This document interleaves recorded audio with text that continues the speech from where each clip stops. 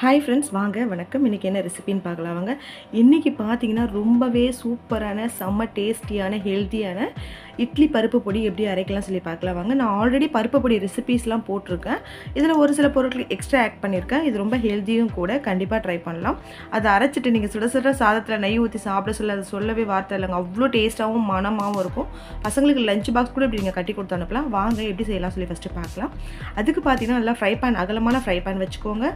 நல்லா ஹை ஃப்ளேம்லலாம் தேவையில்லைங்க. இது எல்லாமே பார்த்தீங்கன்னா சிம்மிலேயே தான் நம்ம வச்சு செய்ய போகிறோம். கொஞ்சம் டைம் இருக்கும், ஆனால் ரொம்ப சூப்பராக இருக்கும்.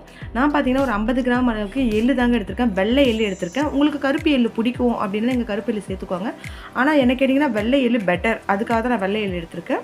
வெள்ளை எள்ளை போட்டுட்டு சிம்மிலேயே வச்சு ஒரு 10 நிமிஷம் போல் அப்படியே வறுத்துக்கோங்க. எல்லாமே ஒரு 10 மினிட்ஸ் 20 மினிட்ஸ் அந்த மாதிரி ஆகுங்க. ஏன்னா நம்ம எல்லாமே சிம்மில் வச்சு தான் வறுத்து எடுக்க போகிறோம். எனக்கு நல்லா பொரிஞ்சு வந்த பிறகு அந்த வெள்ளை எள்ளு எடுத்து ஒரு பிளேட்டில் நான் கொட்டி வச்சுட்டேன். இப்போ பார்த்தீங்கன்னா 50லேருந்து 75 கிராம் அளவுக்கு சிறுபருப்பு எடுத்திருக்கேன். உங்களுக்கு எக்ஸ்ட்ரா பிடிக்கணும், எக்ஸ்ட்ரா கூட எடுத்துக்கோங்க. இதையும் பார்த்தீங்கன்னா ஒரு 15 நிமிஷம் போல் சிம்மிலே தாங்க வச்சேன். சிம்மிலே வச்சு நல்லா செவந்த பிறகு எடுத்து ஒரு பிளேட்டில் கொட்டிக்கிட்டேன். இப்போ பார்த்தீங்கன்னா ஒரு 100 கிராம் அளவுக்கு பொட்டுக்கடலை தாங்க, அதாவது உடச்ச கடலைன்னு சொல்லுவாங்க இல்லைங்களா. எனக்கு பார்த்தீங்கன்னா முழு பொட்டுக்கடலை இங்கே கிடச்சிது. உங்களுக்கு கிடச்சிதுன்னா அது வாங்கிக்கோங்க. அப்படி இல்லைனாலும் பரவாயில்லைங்க. உங்களுக்கு பாதி பாதி உடஞ்ச பொட்டுக்கடலை கிடைச்சாலும் வாங்கிக்கோங்க. இதையும் பார்த்தீங்கன்னா நல்லா உங்களுக்கு கோல்டன் ப்ரௌன் ஆகணும். அது மாதிரியே ஆகிற அளவுக்கு சிம்மிலேயே வச்சு நல்லா செவர வச்சு எடுத்துக்கோங்க. அதையும் ஒரு பிளேட்டில் எடுத்து கொட்டிக்கோங்க. இப்போ பார்த்தீங்கன்னா ஒரு 70 கிராம் அளவுக்கு அரிசி எடுத்திருக்கேன். அது பார்த்தீங்கன்னா உங்களுக்கு பொரிய அரிசியாக ஆகணும். இது அரிசி பார்த்தீங்கன்னா பச்சரிசி கிடையாதுங்க. நம்ம சாதம்லாம் வடிக்கிற புழுங்கல் அரிசி தான் போட்டிருக்கேன்.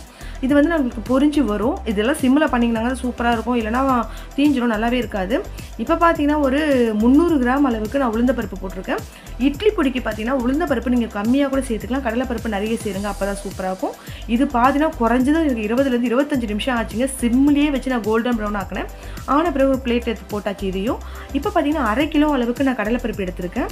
கடலைப்பருப்பு எக்ஸ்ட்ரா போடுங்க எப்பயுமே. இட்லி பொடிக்கு கடலைப்பருப்பு எக்ஸ்ட்ரா போட்டிங்கன்னா சூப்பராக இருக்கும், கொஞ்சம் கலர்ஃபுல்லாகவும் இருக்கும். இதுவும் பார்த்தீங்கன்னா குறைஞ்சது 20லேருந்து 25 நிமிஷம் சிம்மிலேயே வச்சு நான் கோல்டன் ப்ரௌன் ஆக்கினேங்க. நீங்கள் ஹை ஃப்ளேமில் வச்சு செவக்க வச்சு எடுத்துட்டிங்கன்னா மேலே உங்களுக்கு செவந்து வந்துடும், உள்ளே உங்களுக்கு பார்த்தீங்கன்னா நமுறாவே இருக்கும். பொடி நீங்கள் அரைச்சிங்கன்னா உங்களுக்கு ரொம்ப நாள் வச்சு யூஸ் பண்ண முடியாது. அதுக்காக தான் சிம்மிலேயே வச்சு செய்ய சொல்கிறேன். இப்போ நெக்ஸ்ட்டு பார்த்தீங்கன்னா ஒரு 25 கிராம் அளவுக்கு சீரகம், 25 கிராம் அளவுக்கு மிளகு, 25 கிராம் அளவுக்கு தனியா போட்டிருக்காங்க.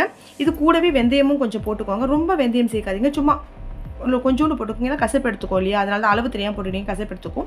இதே நல்லா வறுத்து எடுத்துக்கோங்க. எல்லாமே சிம்மில் தாங்க நான் வறுக்கிறேன். இப்போ பார்த்தீங்கன்னா நீட்டு மிளகா இருக்கும் இல்லைங்களா, ஆந்திரா மிளகா, அது பார்த்தீங்கன்னா 15லேருந்து 20 மிளகா எப்படியாச்சும் உங்களுக்கு தேவை, உங்களுக்கு காரம் எந்த அளவுக்கு தேவையோ அதுக்கேற்ற மாதிரி எடுத்துங்க. நான் வந்து பார்த்தீங்கன்னா 15லேருந்து 20 அளவுக்கு எடுத்துருக்கேன்.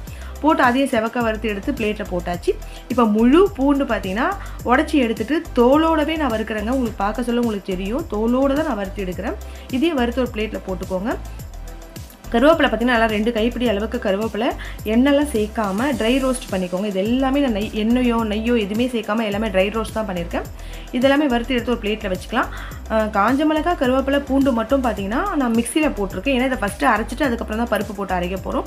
இது நம்மளுக்கு எல்லாமே ஃபஸ்ட்டு ஆறணுங்க. நீங்கள் ஆறாமல் அரைச்சிங்கன்னா மிக்சி ஓப்பன் ஆகி மேலே பட்டுரும் நம்மளுக்கு. எப்பயுமே எது அரைச்சாலுமே சுட சுட அரைக்கவே அரைக்காதீங்க.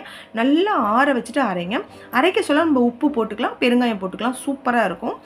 இப்போ பார்த்தீங்கன்னாக்கா நான் ஃபஸ்ட்டு இந்த மிளகாய், பூண்டு, கருவேப்பிலையை அரைச்சிட்டேன்.